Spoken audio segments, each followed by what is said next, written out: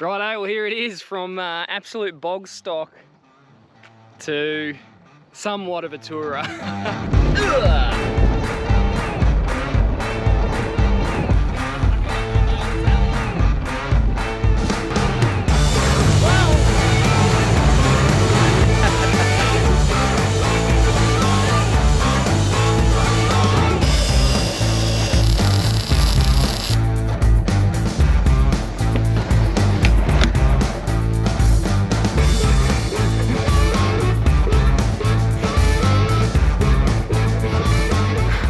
Couple weeks.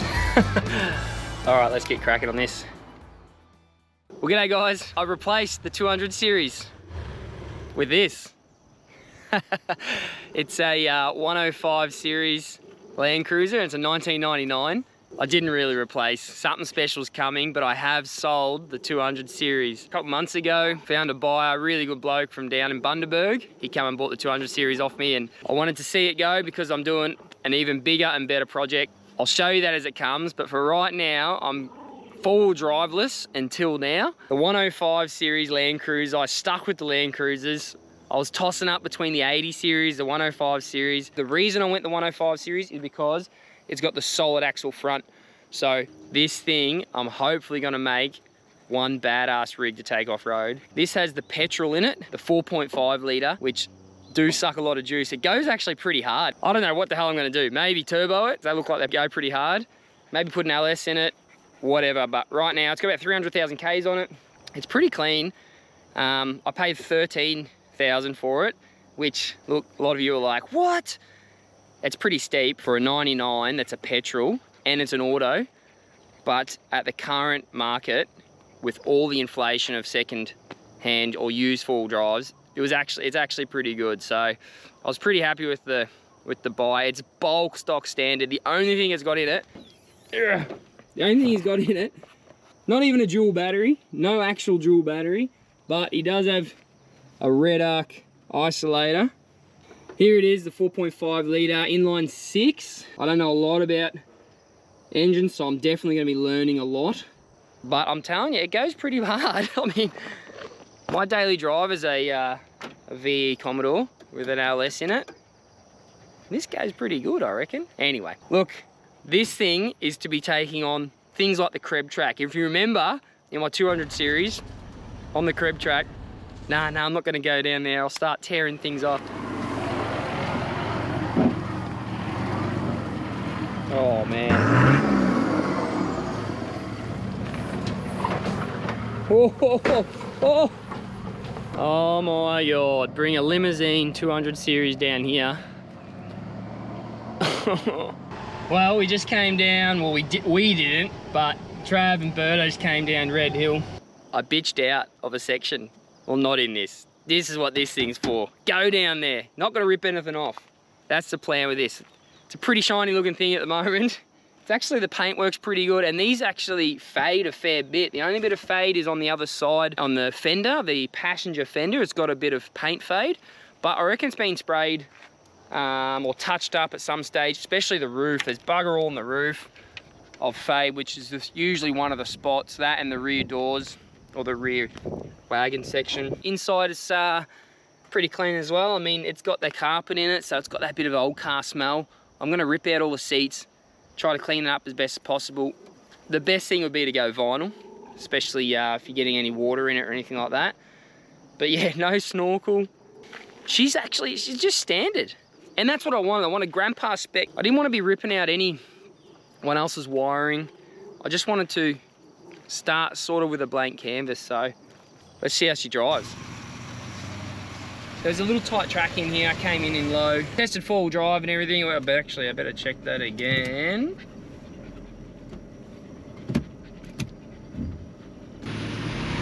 Yeah, it's just in low. I've heard going down hills in an auto is they move pretty fast, but low seems okay. I might do some turns up here to check the CVs, but ooh, definitely need a lift. That was the tow bar scraping out then.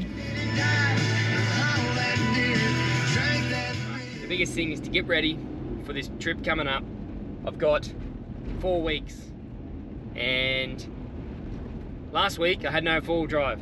This week I do, and at this stage, after COVID, ordering parts and accessories is a bloody nightmare. So I'm just gonna see what I can do, see what I can get.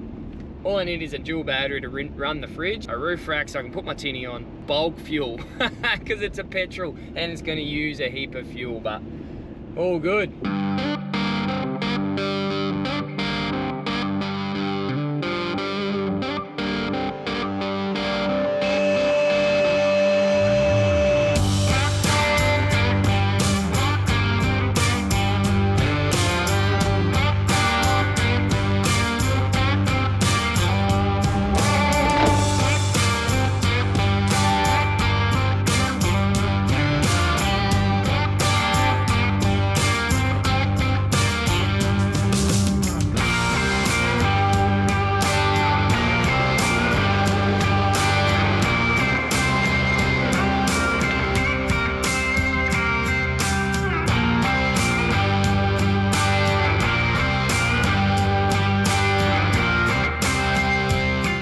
Last night I felt the footwell under the passenger side and it was pretty moist, so I've tore it up and it is pretty wet underneath, pretty gross under there. There's actually a plug that I've pulled out that's supposed to be in there, so doing a water test, spraying the firewall, seeing if it comes through there.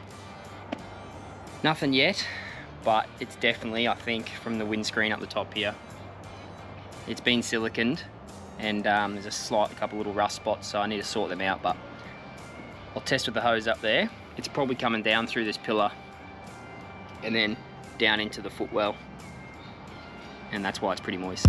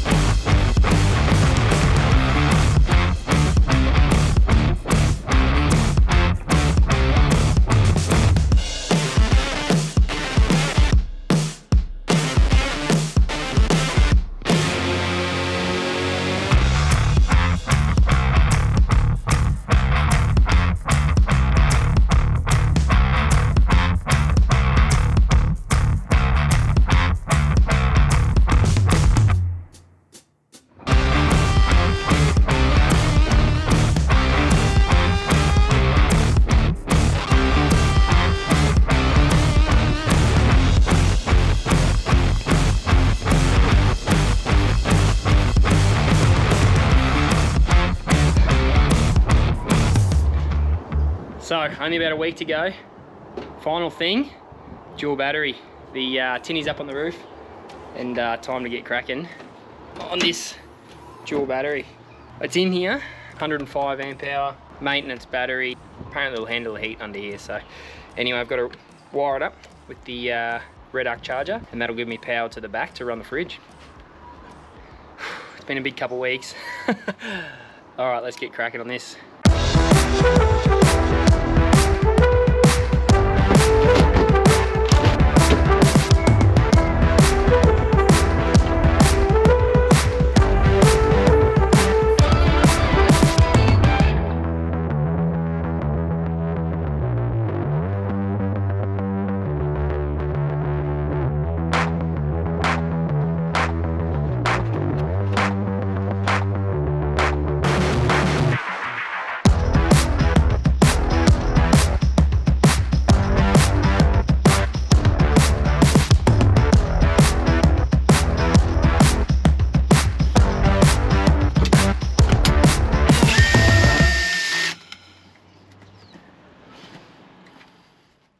Righto, well here it is, from absolute bog stock to somewhat of a tourer. Well, at least trip ready. So this is the 105 series that I bought, and I've gone from absolute stock, and in 3 weeks did as much as I can to make it ready to head up the trip, mostly for storage. It's really not ready for water crossings because it's got no snorkel, or big hardcore off-road. It does have a little bit of a lift, a 2-inch lift, so I had to replace the rear springs, but 3 weeks of changing this thing some afternoon or some Saturdays, but the most of it is during the week at night under light that I've built most of this vehicle so far. And I don't know how much money yet. I don't want to add it up, but it's not too bad. It's pretty budget build for the trip.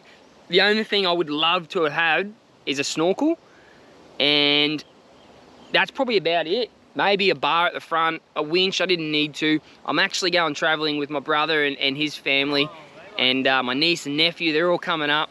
We're going up the Cape and taking the Tinny. He's going to do some fishing. We are so excited. We're actually leaving tomorrow. So, excited. So this is the final product, and I'll show you around. I'll show you bits and pieces. I mean, it's not a lot, but it's enough to go on a trip and be a bit more comfortable. And it's only me and Donnie, and we've already packed so much crap. I've still got to throw a bag in.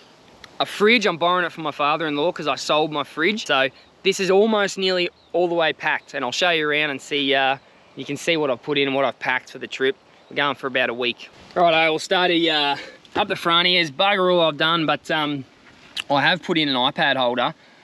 I just have all my maps and stuff like that. So you saw that in my last 200 series. I just transferred it straight over. It's a RAM mount off the seat bolt, and they are awesome. I've just sort of held it against the console a little bit so it doesn't rattle.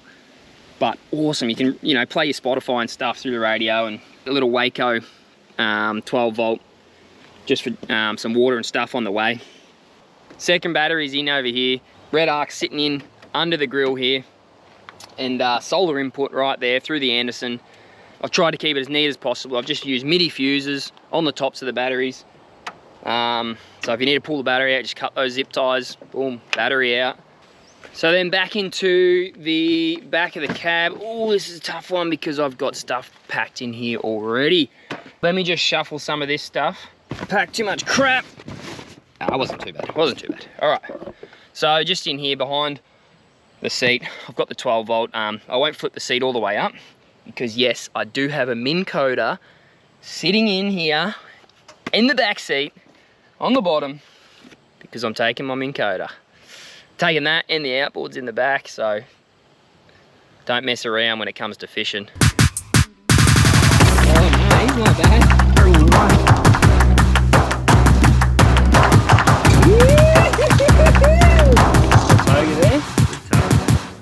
Now that's a stonker. Oh, awesome. Anyway, let's have a look. So it's pretty hard to see there, but I've got the fuse block in there. It holds, what does it hold? Maybe 12 fuses, something like that, 6 each side. And then I've got my Anderson, that's what I'll put the fridge into. A couple SIG plugs there. Right now one's running the front, Waco 12 volt, the little one. And then I've just got a voltmeter there. It's constantly on. I'll probably put a switch in at some stage, but you know, little voltmeter doesn't pull too much, I don't think so. But yeah, sitting here is that little Minn Coda, definitely taking that. It's in a swag bag there, so it's covered, and then I've got my solar panel sitting on top of that. So in the canvas bag here, I've just got sort of random camping gear, the stuff that I couldn't just put anywhere. It's I can pull that out. I don't know, it's got a cooker in there, dunny roll, mostly cooking, sort of camping style stuff. Yes, this is pretty much open. This is Donnie's spot. Donnie is coming on this trip, and he's gonna sit up on the nice cushion, comfy couch. Righto, and over to the back. So I'll show you on top of the roof last, but see what I've got in the back here. Pretty simple, not much. I've got my swag up here. I've got the outboard. It's a 15 horsepower Yami. That's what runs. You'll see that if you've seen any of my last videos going up the Cape in the 200 series. I've got the rod rack. What is it? A rod tube. Got my few rods in there. I've put it inside because I just don't trust it on the roof. And if I lose those, I'm pretty buggered for fishing. So I've got that in here. Pretty much if I lose my swag or the rods, I'm gonna have a pretty shit time. Then I've got the drawers here. So I plan to put all the cooking stuff in one side, which I haven't packed yet, so it's pretty empty. So this here, this is from a Clearview slide. Now, I used it and you clip it on the actual fridge slide. It fits perfectly on the Titan drawer. It's really handy, especially if I've got the fridge out on the slide. I can just put the food and stuff on it, and I think it'll work a treat. So anyway, I've got that in there, just sitting, and it stows away in on the drawer, which is pretty cool. Ingenious, I thought. On the other side, I've got all my tools. Now, I have taken a lot of tools on this trip. Not that I don't trust the old girl's gonna make it, just saying that I'm gonna be prepared. Failing to prepare is preparing to fail. So I've got the tools, I've got spare belts, spare hoses, stuff to get me out of any trouble hopefully, but you know, taking the spare stuff. A bit more than I would have taken in the 200, that's all. So tucked in under the wings on the left side, I've got my equipment I need for the jack. I've got a tool roll with some bigger tools and stuff that I might need for bigger jobs, hammers and stuff like that. On the other side of the wings, I've got recovery gear. I don't have a winch, so I haven't taken heaps. Snatch strap, winch extension strap, and a few shackles. I've got tire deflators and things like that sitting in there, and then all the spare belts and stuff. So they fit pretty good inside the wings. I've got my lithium battery sitting up there. That's what runs my Minn Kota. That's all charged up, ready to go. So sitting in behind here, behind my swag and stuff, I've got a compressor, just a thumper compressor, dual motor or dual thumper, whatever they're called. That thing goes right, runs it. So that's for pumping up the tires. And then I've got only about 30 or the 25, 30 litre drum. We are going to freshwater place, and I am relying on my brother who's bringing the bloody Taj Mahal of campers, and he's got bulk water, so I'm just gonna use his water. Sorry, mate. And what have I got in front of that? I've got some spare stuff for the tinny, so I throw that in. I've got a prop, which I didn't have last time, but hitting all those logs, if you do a prop, you're pretty buggered in the tinny. So spare prop, spare bits and pieces, impeller, spark plugs, a castle nut.